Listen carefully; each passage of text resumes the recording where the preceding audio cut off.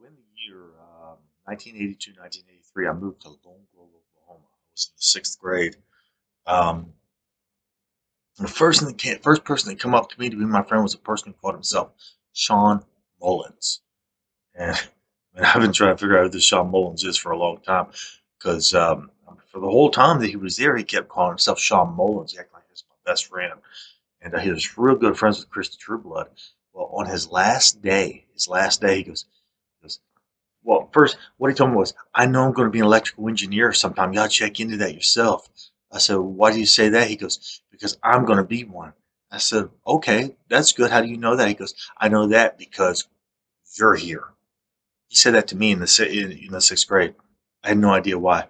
His last day at school, he goes, hey, Brett, my name's not really Sean Mullins. My name's Sean Tobin. Bye, I got to go. And he left. Never. I think that's him. I think that's him. But as soon as he said that, Christy Trubla goes, "Oh no, you weren't supposed to tell him." She sat down real sad at her desk. Real sad. Now, the rest of these stories I'm going to tell you about the fake deaths, but that's just to let you know that this person right here, Christy Trueblood, knows what's going on, and she didn't want to tell the truth. Then she let this happen to me. She let this, he let this happen. He was at Alcatel. He was DRS infrared as well. He let it happen. Both of these people know that they've been hypnotizing me all this time. He knows he's witnessed it.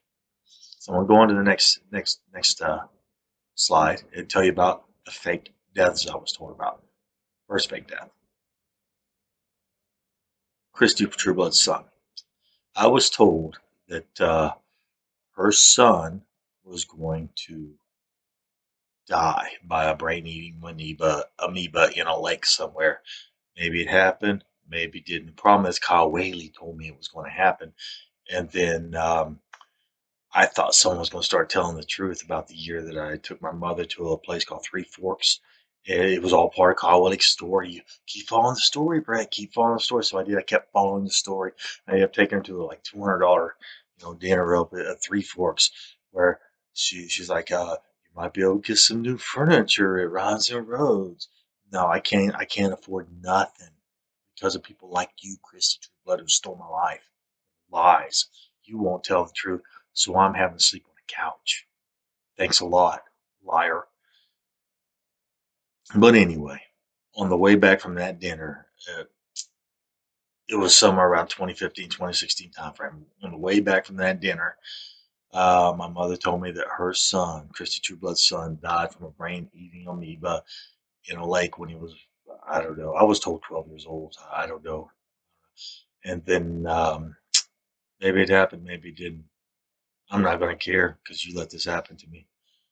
I was also told that Greg Johnson, Deputy Greg Johnson, and the sheriff both quit due to corruption in the Carter County uh, police station. They were deputy sheriff and the sheriff. And I was told that's what she told that they both quit so they wouldn't get in trouble, get investigated, get fired or arrested or whatever. So they just both quit.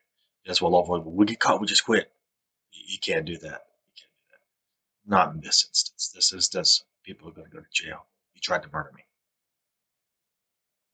Second death I was told about was Paul Major's wife. I knew Paul from the University of Texas. He worked on the NMRI, nuclear magnetic resonant imaging machine, and his wife sent me a football autographed by John Riggins and Clint Didier, Washington Redskins, because I was a Washington Redskin fan.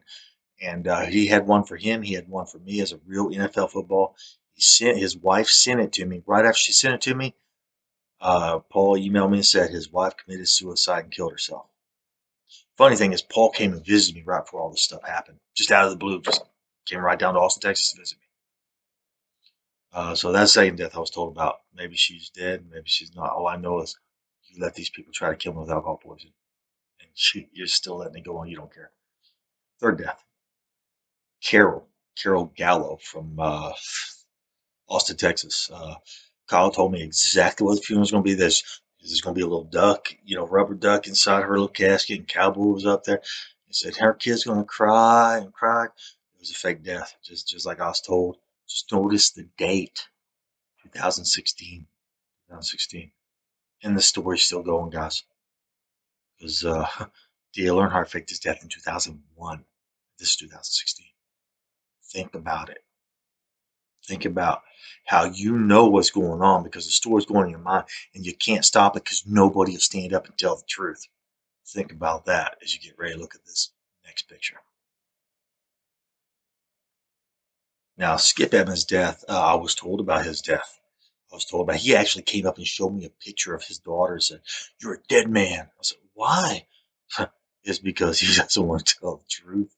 He doesn't want to tell the truth about all this stuff that they plotted against me all these years.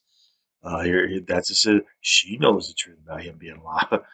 I guarantee they have Christmas together. Now, the thing about it was listed in the Lone Grove Ledger, and Steve Smith was listed as a pallbearer. So it couldn't be a mistake, Skippy, that it was put in there. His name is Michael Skip Evans. That's his obituary right there.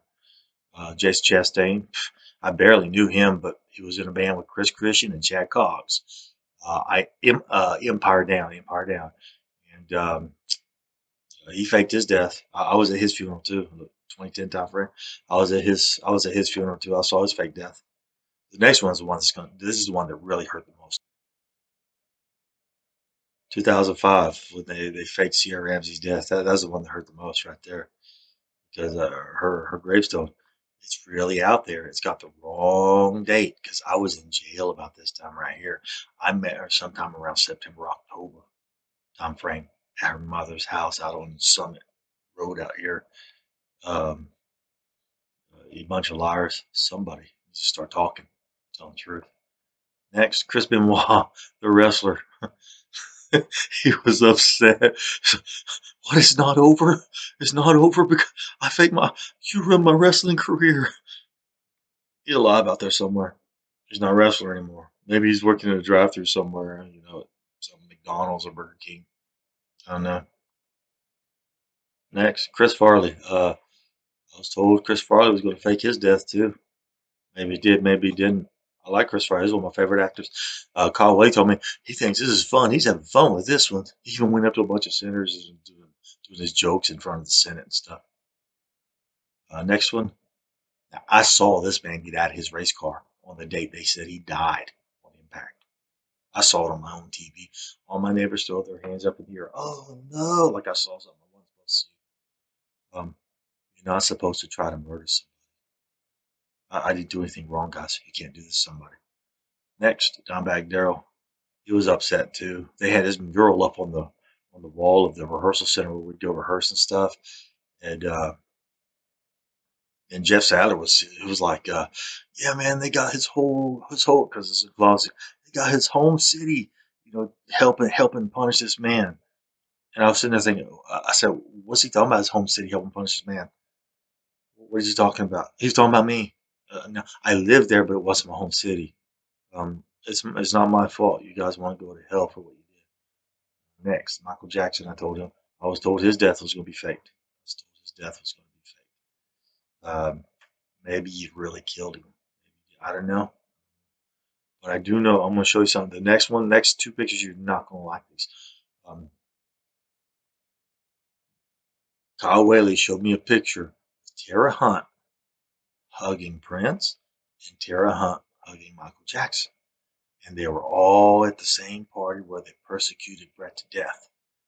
Um, a lot of people were at this party. Kelly Smith, not Kelly Smith, Kelly Moore was there. Tara Hunt was there. Kelly Simpler was there. A lot of people. They showed me these people's pictures. And here I sit waiting. So the question is, did somebody go off and kill these people? Did you guys really kill Michael Jackson? Did you guys kill Prince? Did you guys kill these people? I know he's alive. I know he's alive. I know he was alive, but maybe he died by since then. This next picture is going to really hurt because there was a guy at Motorola, who goes, Brett, you know how to get somebody to, you know how to get dirt on somebody, start doing this, you make them start to drink. Just that alone lets me know he knew they was going to try and make me drink until they killed me. There, Lee Van Owens. That's the picture. He said, you see this, it's over. You ain't ever going to tell the truth. No, I've already told the truth. You guys are the ones who's trying to kill me. You won't tell the truth. There, that's the picture he showed. That's the exact picture he showed me. He knew they was going to give me alcohol poisoning. and that was right before Intel Corporation bought us. Next is Charles Lewis Ray, Tom Fuller. Charlie Hogue said, tomfoolery. He got mad. Boy, Charlie Hogue got mad because he was calling himself tomfoolery. Uh, James Sword from Crane Corporation. He came up to me one day and goes, Do you know what Charles Ray is? I stay away from that guy, man. Just whatever you do, stay away from. He's not a good person. Just, I knew he was going to say that, and then he said something that I didn't think he was going to say. It was magical. He goes, man, he ain't going to get away with what he did. You guys, what are you talking about? He goes, he ain't going to get away with this.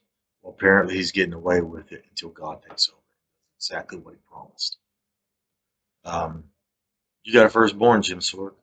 God's going to take your firstborn, just like everybody else's firstborn, because you guys won't tell the truth. Now, in high school, um, there was a guy in Berlin Ward. Maybe he did die. Maybe he didn't. I was told he died. But back in high school, he was joking. He's like, "Yeah, bro, I'm gonna fake my death too. I'm gonna die too." And then I heard James Darst almost killed him in a car accident. He said, "If you're gonna say it, we're gonna make it happen." James Darst. I think he was the magician that was here during sixth grade. The little girl from I forgot what the Folsom, whatever his name was. He brought magician in. I think it was James Darcy. He tried to kill him in a car wreck, and he said that to him. And Berlin Ward came back to school. Goes, "Brett, this ain't a joke. Y'all don't joke around like this, John, because he almost killed him. Maybe they killed Berlin. Maybe they didn't.